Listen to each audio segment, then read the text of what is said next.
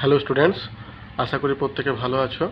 আজকের এই ভিডিওতে আমি তোমাদের সঙ্গে ক্লাস 11-এর সেমিস্টার 1 এবং 2 এর একটা ভূগোল প্র্যাকটিক্যাল বই দেখতে পাচ্ছ, প্রান্তিক প্রকাশনীর আদর্শ ব্যবহারিক ভূগোল পরিচিতি, অধ্যাপক অরুণাভ মিশ্র এবং ডক্টর রামকৃষ্ণ সেন। প্রান্তিক প্রকাশনীর এই বইটির রিভিউ সম্পর্কে আমি এই ভিডিওতে তোমাদের সঙ্গে আলোচনা করব। বইটার দাম, বইটাতে কী কী স্পেসিফিকেশান আছে, তোমরা যদি এই বইটা তোমাদের প্র্যাকটিক্যালের জন্য ফলো করো কীরকম হবে, সবই আমি আলোচনা করব। তো তোমরা মন দিয়ে ভিডিওটা একটু দেখো, তাহলেই বুঝতে পারবে। তাহলে দেখো, এই যে বইটা তোমার ডক্টর অরুণাভ মিশ্রের বই। তো প্রথমেই যেটা দেওয়া আছে, এই দুজনের লেখকের পরিচিতি এখানে দেওয়া আছে। এবং অরুণাভ মিশ্র যথেষ্ট পুরনো রাইটার, প্রথমে আমি বলে রাখি, কেননা আমরা যখন পড়াশোনা করেছি তখনও কিন্তু ডক্টর অরুণাভ মিশ্রের বই যথেষ্ট ভালো ছিল, এবং এখনও যে বইটা করেছে এটাও কিন্তু যথেষ্ট ভালো। তো যাই হোক, আমি দেখো স্টেপ বাই স্টেপ আমার সঙ্গে আলোচনা করছি। তো এরপরে দেখো, এখানে যেটা আছে, বইটার দাম 330 টাকা এখানে প্রিন্টেড আছে। তো এবারে তোমরা যেখানে কিনবে সেখানে তোমার ছাড় দিয়ে, যেখানে যেমন ছাড় দেয় সেই অনুযায়ী তোমরা কিন্তু পাবে। তো এখানে দেখো, প্রথম প্রকাশ, অর্থাৎ বইটা কিন্তু ফার্স্ট এডিশন মে 2026, অর্থাৎ এই বছরই কিন্তু বইটা প্রথম লঞ্চ করেছে। 2026-এ আমি তোমাদের সঙ্গেই ধরে আলোচনা করছি। তো প্রথম বই এটা প্রান্তিক প্রকাশনের। এর আগে কিন্তু ক্লাস 11-এর তোমার সেমিস্টার সিস্টেমে প্র্যাকটিক্যাল বই কিন্তু ছিল না। তো যাই হোক, বইটা প্রথমে দেখো এখানে কিছু ভূমিকা এবং এখানে বিনীত একটা নিবেদন এখানে দেওয়া হয়েছে। তারপর দেখো, এখানে প্রথমেই সিলেবাসটা দিয়ে দেওয়া হয়েছে, অর্থাৎ উচ্চ মাধ্যমিক কাউন্সিলের যে সিলেবাস, সেই হায়ার সেকেন্ডারি কাউন্সিলের সিলেবাসটা এখানে দিয়ে দেওয়া হয়েছে, এবং কী অনুযায়ী তোমাদের যে নাম্বার বিভাজন থাকবে সেটাও কিন্তু এখানে দেওয়া হয়েছে। হ্যাঁ, তো তোমরা যে প্র্যাকটিক্যাল যে নোট বই করবে, নোট বই যেটা তোমার A3 পেজে করতে হবে, তার পেজ সাইজ ল্যান্ডস্কেপ মোডে এটা করতে হবে। এটা তোমাদের অবশ্য যে স্কুলে তোমাদেরকে করাবে তারা কিন্তু একটা ইনস্ট্রাকশান দিয়েই দেবে। এই ইনস্ট্রাকশানগুলো দেখেই কিন্তু তারা ইনস্ট্রাকশানটা দেবে যে তোমাদের প্র্যাকটিক্যাল নোট বইটা কেমন হবে, প্র্যাকটিক্যাল খাতাটা কেমন হবে।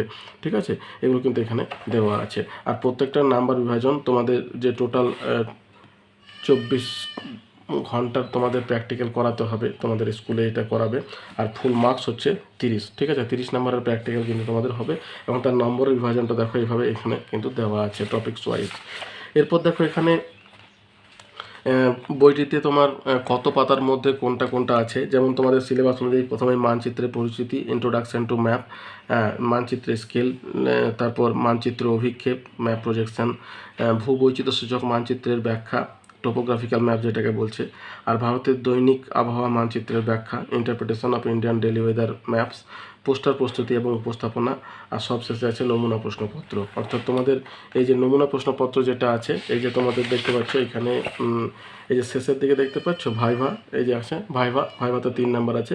এটার জন্য কিন্তু কিছু প্রশ্নপত্র, ছোট শর্ট প্রশ্ন কিন্তু তোমাদেরকে মনে রাখতে হবে বা মুখস্থ করতে হবে। বা তোমাদের ধরো যখন প্রশ্নপত্র যখন দেবে, তখন সেই প্রশ্নপত্র কিন্তু ছোট প্রশ্ন কিছু লিখতে দেয়, যার জন্য ছোট প্রশ্ন তোমাদেরকে জানতে হবে। ঠিক যেমন আমরা নর্মাল পরীক্ষা টেক্সট বই পড়ার সময় যেমন বড় প্রশ্ন ছোট প্রশ্ন আমরা পড়ে থাকি, একই রকমভাবে এখানে তো বড় প্রশ্ন সেভাবে থাকবে না। এখানে তোমাদেরকে ড্রয়িং বা প্র্যাকটিক্যালের বিভিন্ন কাজ করতে দেবে, এবং ছোট প্রশ্ন হচ্ছে 2 নম্বরের 1 নম্বরের প্রশ্ন কিন্তু থাকে, এবং সেগুলোর উত্তর দেওয়ার জন্য কিন্তু ছোট প্রশ্ন কিন্তু তোমাদের এর সঙ্গে করতে হবে।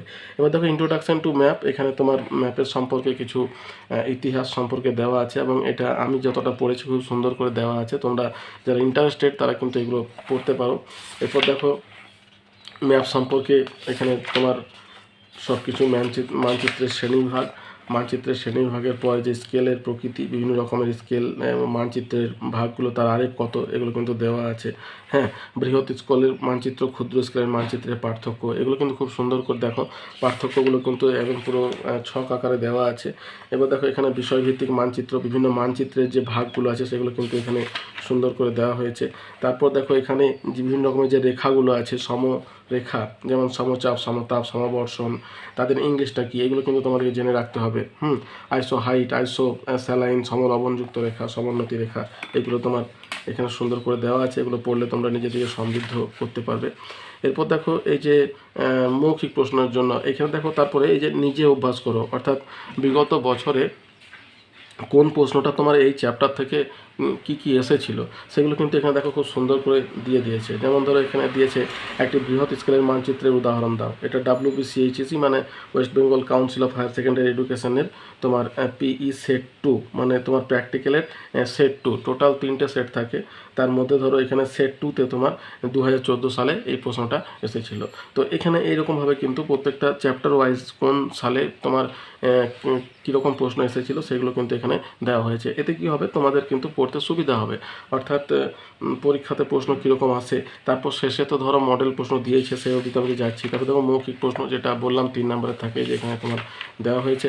এই মৌখিক প্রশ্নগুলো পড়লে তোমাদের শর্ট প্রশ্ন সম্পর্কেও কিন্তু জানতে পারবে। এবার দেখো মানচিত্র স্কেল 2 নম্বর যে চ্যাপ্টারটা আছে মানচিত্র স্কেল সম্পর্কে, এখানে প্রথমে একটা ধারণা দেওয়া হয়েছে স্কেলের গুরুত্ব আমরা কেন জানবো, তারপরে মানচিত্র স্কেল প্রকাশের পদ্ধতি, তারপরে দেখো এখানে প্রত্যেকটা স্কেলের সুবিধা অসুবিধা, ড্রয়িংয়ের পদ্ধতিটা পরে দেওয়া হয়েছে। এই যে দেখো এখানে প্রত্যেকটা মানচিত্র সম্পর্কে দেওয়া হয়েছে এবং যথেষ্ট পরিমাণে তোমার উদাহরণ সহ আছে। অর্থাৎ তোমরা যদি প্র্যাকটিস করতে চাও তাহলে এই সমস্ত উদাহরণগুলো দেখে কিন্তু প্র্যাকটিস করতে পারো, তাতে কিন্তু তোমাদের সুবিধা হবে। এবার দেখো 3টে যে স্কেল আছে, বিবৃতিমূলক, ভগ্নাংশ সূচক এবং রৈখিক স্কেল, এগুলোর তুলনা করা হয়েছে।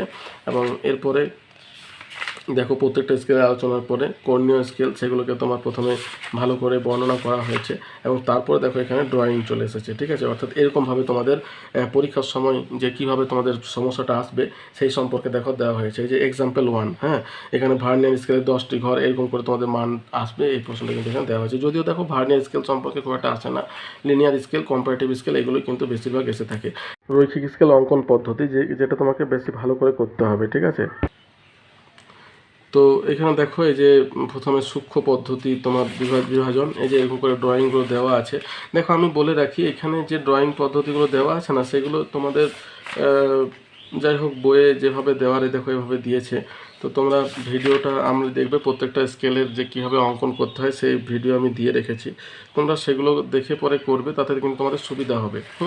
আর এখান থেকে দেখো এই যে উদাহরণগুলো দেওয়া আছে, এর ক্যালকুলেশন আর এগুলো দেখে ড্রয়িংটা করতে পারবে। ঠিক আছে, তো এই হচ্ছে তোমার এই বইটি। প্রথমে দেখো রৈখিক স্কেল, তারপরে তোমার রৈখিক স্কেল অঙ্কন পদ্ধতি করার পরে তুলনামূলক স্কেল, এ দেখো কম্পারেটিভ স্কেলটাকেও তোমার কীভাবে তোমরা অঙ্কন করতে পারবে। এবং এটা দুটো পদ্ধতি আছে, একটা সিজিএস পদ্ধতিতে ক্যালকুলেশন, একটা এফপিএস পদ্ধতিতে ক্যালকুলেশন।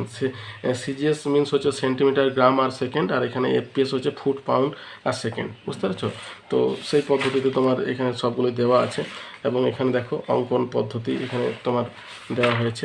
এরপর দেখো এখানে নিজে অভ্যাস করো, এখানে দেখো অনেকগুলো কিন্তু উদাহরণ এখানে দেওয়া হয়েছে। তার সঙ্গে সঙ্গে এই যে দেখো তোমার বিগত বছরের যে প্রশ্নগুলো এসেছে সেই প্রশ্নগুলো কিন্তু এখানে দেওয়া আছে। দেখো WBCHEC PE প্র্যাকটিক্যাল সেট 3, 3টে সেটই হয়, আমি এর আগেও বললাম 1, 2, 3। তো 3টে সেটের মধ্যে এটা 3 নম্বর সেটে দেখো 2007 সালে এই প্রশ্নটা এসেছিলো। একই রকমভাবে দেখো কিন্তু সিকোয়েন্সলি প্রত্যেকটা প্রশ্ন একেবারে বিগত বছরের প্রশ্ন কীভাবে এসেছে সেগুলো কিন্তু দেওয়া আছে। এবং সেগুলো করলে কি হবে, তোমরা এই দেখো অনেক দেওয়া আছে প্রত্যেকটা, এগুলো করলে তোমরা কিন্তু নিজেদেরকে সমৃদ্ধ করতে পারবে এবং আগের বছরে কীরকম প্রশ্ন এসেছিলো সেই দেখে পরের তোমাদের ইয়ারে কীরকম প্রশ্ন আসবে সেটাও কিন্তু তোমরা একটা ধারণা করতে পারবে। দেখো 2022, 2023, সবশেষে দেখো মৌখিক প্রশ্ন।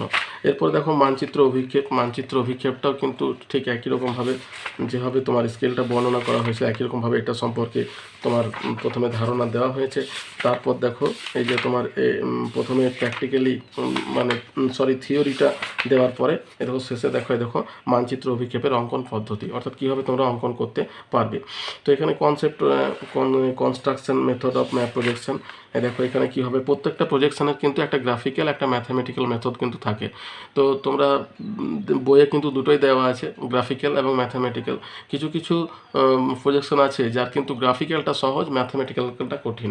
আবার কিছু কিছু আছে যার ম্যাথামেটিক্যালটা সহজ, গ্রাফিক্যালটা কঠিন। বুঝতে পেরেছ? তো এবার যেটা সহজ হবে সেই অনুযায়ী তোমাকে করতে হবে। তোমরা এটাগুলো যদি বুঝতে না পারো তাহলে আমার যে ভিডিও দেওয়া আছে তোমার চ্যানেলে প্রত্যেকটা প্রজেকশনের, সেগুলো তোমরা দেখে নিতে পারো। তবে থিওরি জ্ঞানের জন্য কিন্তু এগুলো তোমাদেরকে একটু পড়তে হবে, তাতে কী হবে তোমরা কিন্তু প্রজেকশনগুলো ঠিকমতো বুঝতে পারবে। দেখো প্রত্যেকটা প্রজেকশনে কিন্তু দেওয়া আছে এবং তার সঙ্গে সঙ্গে এখানে কিভাবে তোমরা প্র্যাকটিস করবে উদাহরণও কিন্তু এখানে দেওয়া হয়েছে। ঠিক আছে, বইটা যথেষ্ট ভালো করেছে, হ্যাঁ, এখানে দেখো যটা তোমাদের প্রজেকশন আছে তোমাদের সিলেবাসে সম্ভবত 4টে কি 5টা আছে, প্রত্যেকটাই দেওয়া হয়েছে। এবং সবশেষে দেখো নিজে অভ্যাস করো দেওয়ার পরে এই যে বিগত বছরের প্রশ্নগুলো কিন্তু এখানে তুলে ধরা হয়েছে, এতে তোমরা নিজেদেরকে পড়তে তোমাদের সুবিধা হবে। এরপর দেখো মার্কেটের প্রজেকশন। হ্যাঁ, এই প্রজেকশনটা তোমার যে পৃথিবীর মানচিত্র যখন আমরা আঁকি তখন এই মার্কেটের প্রজেকশনটা বেশি ফলো করা হয়। তো এখানে নিজে অভ্যাস করো। এটার উপরও দেখো এখানে তোমার সমস্যা দেওয়া আছে। এবং সবশেষে এই যে তোমাদের মৌখিক প্রশ্নপত্র, যেগুলো তোমরা পড়লে নিজেদেরকে সমৃদ্ধ করতে পারবে। প্রত্যেকটা ছোটো ছোটো প্রশ্ন 2 নাম্বার 1 নাম্বারের, এগুলো কিন্তু পড়তে হবে। এবার দেখো টোপোগ্রাফিক্যাল ম্যাপ। তো টোপোগ্রাফিক্যাল ম্যাপেও একই রকমভাবে দেখো প্রথমে প্রাচীন থেকে বর্তমান যে ইতিহাস, ভূপ্রকৃতিসহ মানচিত্রের তোমার বৈশিষ্ট্য, হ্যাঁ, এগুলো সব দেওয়া হয়েছে। টোপোগ্রাফিক্যাল মানচিত্রের গুরুত্ব বা প্রয়োজনীয়তা, মানচিত্রের উপাদানের বিভিন্ন প্রতীক চিহ্নগুলো সম্পর্কে। তারপর দেখো রঙের ব্যবহার। এখানে দেখো যেমন রং সেই রঙেই কিন্তু এখানে কথাগুলো লেখা হয়েছে, এতে তোমাদের মনে রাখতে সুবিধা হবে এবং বুঝতে সুবিধা হবে। নির্দিষ্ট প্রতীক চিহ্ন কী কী ব্যবহার করা হয় সেগুলো দেখো এখানে দেওয়া হয়েছে। তো এটা পড়লে কী হবে, টোপো ম্যাপ সম্পর্কে তোমরা এখানে খুব সুন্দরভাবে জানতে পারবে। প্রত্যেকটা প্রতীক চিহ্ন যেটা তোমরা টোপো ম্যাপে দেখতে পাবে, এটার সঙ্গে সঙ্গে কিন্তু টোপো ম্যাপও একটা দিয়েছে। ঠিক আছে, দেখো দেখো শেষের দিকে এখানে একটা টোপো ম্যাপ দিয়েছে। তো এখানে যে টোপো ম্যাপটা দিয়েছে এটা ওপেন সিরিজ টোপো ম্যাপ, বুঝতে পেরেছো? ওপেন সিরিজ আর একটা যে পুরনো যেটা আছে আমাদের ওই সিরিজটা হয়। তো কোনো কোনো বইয়ে তোমার দুটো সিরিজেরই দেওয়া থাকে। যেমন আমি সাঁতরা পাবলিকেশনের যে বইটা আছে সেই সাঁতরা পাবলিকেশনের বইয়ে কিন্তু দুটোই দিয়েছে, কিন্তু এখানে দেখো ওপেন সিরিজের ম্যাপই কিন্তু একটা দিয়েছে। ঠিক আছে, তো যাই হোক ওপেন সিরিজ ম্যাপটা সম্পর্কে তোমাদেরকে জানতে হবে, কেননা এটা হচ্ছে তোমার মানে আধুনিক, পুরনো যে টোপো ম্যাপ ছিল তার থেকে এটা আপডেট করে এই ওপেন সিরিজ ম্যাপটা কিন্তু করা হয়েছে। এর স্কেল 1:50,000 এবং নাম্বারটা কিন্তু এরকম করে থাকে। তো এই ওপেন সিরিজ আর অন্য যে ক্লোজ সিরিজের যে ম্যাপ আছে ওগুলো যদি তোমরা জানতে চাও, ওই দুটোর মধ্যে পার্থক্য কী আছে, অর্থাৎ দুটোর মধ্যে তথ্যগত পার্থক্য কী আছে, এগুলো কিন্তু তোমরা আমার ভিডিওতে দেখতে পারো। এবং তোমরা এখানে পড়লেও কিন্তু বুঝতে পারবে যে এই দুটো সিরিজের ম্যাপের মধ্যে কী পার্থক্য আছে এবং দুটোর মধ্যে তোমার আমাদের যে স্টাডি করব তখন আমাদের কী কী স্টাডি করতে হবে। তো এরকমভাবে দেখো ভূবৈচিত্র্য মানচিত্র এরকম করে তোমার দেওয়া হয়েছে। বিভাজিকার জলবিন্যাস, তারপরে দেখো এখানে যে নদী খাতের প্রকৃতি, এই পরপর কিন্তু এখানে আলোচনা করা হয়েছে। বনভূমি, ট্রানজেক্ট চার্ট, এই যে তোমার ট্রানজেক্ট চার্ট দেওয়া আছে, ট্রানজেক্ট চার্ট সম্পর্কে তোমাকে জানতে হবে। হ্যাঁ, পরিবহন যোগাযোগ ব্যবস্থা, ট্রানজেক্ট চার্ট কিন্তু প্রত্যেকটা, অর্থাৎ ট্রানজেক্ট চার্টটা হচ্ছে তোমার কি টোপোগ্রাফিক্যাল ম্যাপে তোমার কোনো একটা ভূপ্রকৃতির সঙ্গে অন্যান্য সম্পর্ক, ভূপ্রকৃতিটা নিচে থাকবেই, বুঝতে পারছো? তার সঙ্গে এবার ধরো ইকোনমিক্যাল সম্পর্ক, জনবসতির সম্পর্ক, নদ নদীর সম্পর্ক, এগুলো কিন্তু তোমার করা হয়ে থাকে। তো এ দেখো এরকম করে তোমার দেওয়া হয়েছে। এ দেখো ট্রানজেক্ট চার্ট, এখানে দেখো নিচে ভূপ্রকৃতিটা কিন্তু অবশ্যই থাকবে। এখানে ভূপ্রকৃতির সঙ্গে পরিবহন, জনবসতি আর শেষে মন্তব্য এরকম করে সম্পর্ক। ট্রানজেক্ট চার্ট মানে হচ্ছে সম্পর্কের চার্ট একটা, আর অন্য কোনো কিছু নয়। তো যাই হোক এখানে শেষে দেখো উপসংহার দেওয়া আছে। এবং এখানে দেখো সব শেষে এখানে তোমাদের কোনো একটা ম্যাপের কিন্তু ডেসক্রিপশান দেওয়া হয়েছে। ঠিক আছে, উপসংহার এই দেখো উদাহরণ 1, এই ভূমানচিত্রের ব্যাখ্যা, এরকম করে কিন্তু তোমাদের পরীক্ষার সময় আসতে পারে। তো দেখো কীভাবে ব্যাখ্যা দেবে, এই যে এরকমভাবে তোমাদেরকে দিতে হবে।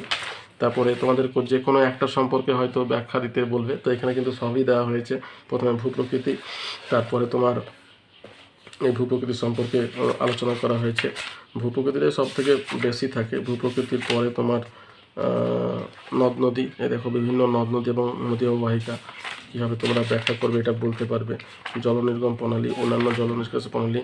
তারপরে দেখো সম্পর্ক, এই ট্রানজেক্ট চার্ট তোমাদের যে কোনো একটা হয়তো আসবে, এখানে সবই আলোচনা করা হয়েছে। পরিবহন ব্যবস্থা, রেল, সড়ক, হ্যাঁ, তারপরে তোমার যাতায়াতের জন্য জলপথ, এগুলো সবই এখানে আলোচনা করা হয়েছে। জনবসতির ঘনত্ব এবং অন্যান্য গ্রামীণ বসতি অর্থাৎ সেটেলমেন্ট, এখানে দেখো ট্রানজেক্ট চার্ট সম্পর্কে আলোচনা করা হয়েছে।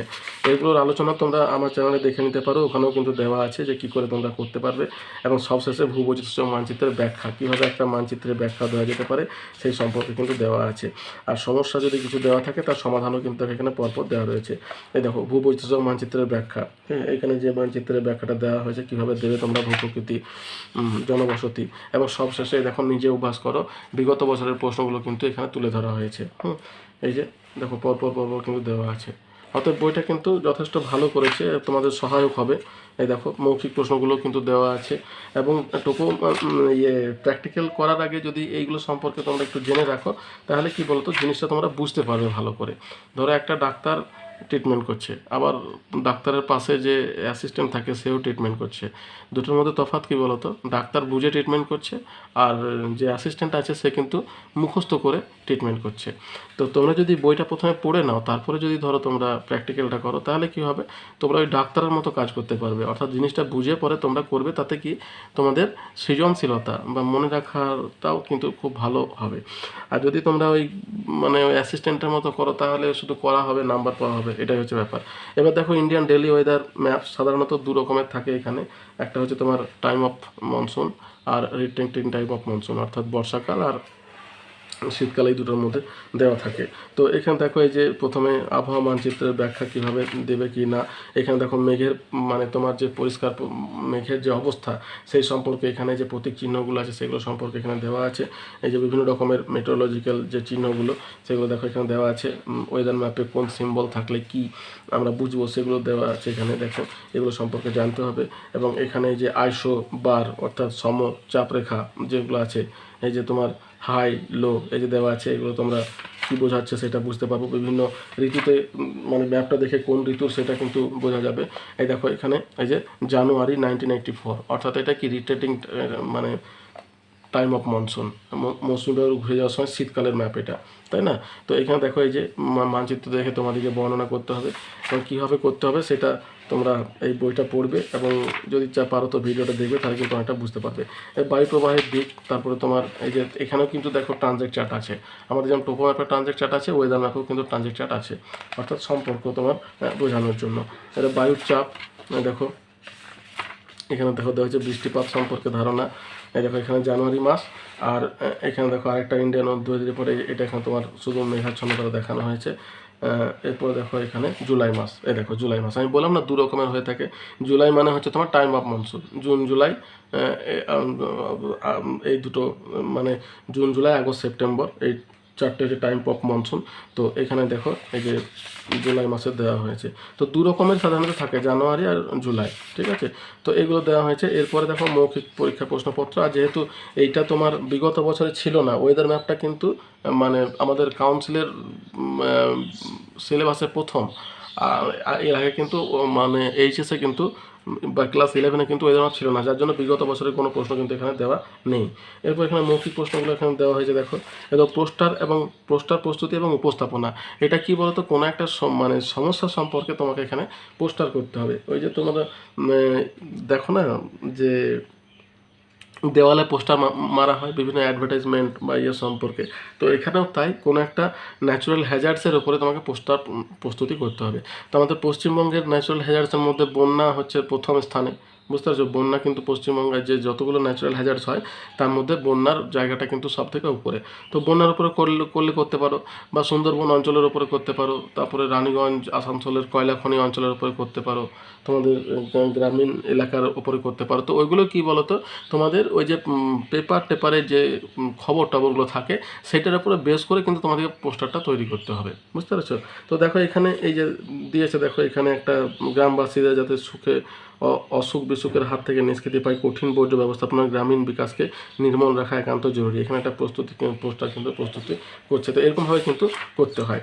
তো এই দেখো এখানে করেছে বিভিন্ন রকমের শিক্ষামূলক পোস্টারগুলো বিভিন্ন রকমের হয়ে থাকে, যেমন বিজ্ঞাপন পোস্টার, প্রেরণামূলক পোস্টার, শিক্ষামূলক পোস্টার, তারপরে ইনফোগ্রাফিক পোস্টার, রাজনৈতিক পোস্টার, বিনোদনমূলক পোস্টার, এই যে ধরো এই যে টিনেমার যে পোস্টারের কথা আমি তোমাদের বলছিলাম।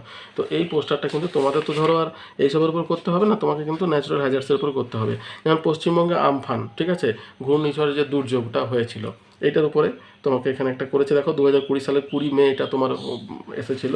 তো সেটার উপরে পোস্টার প্রস্তুতি, প্রভাব, ফলাফল এগুলো তোমাকে লিখতে হবে, এবং একটা আর্ট পেপারের মধ্যে কিন্তু এটা পুরো জিনিসটাকে উপস্থাপন করতে হবে, বুঝতে পেরেছো?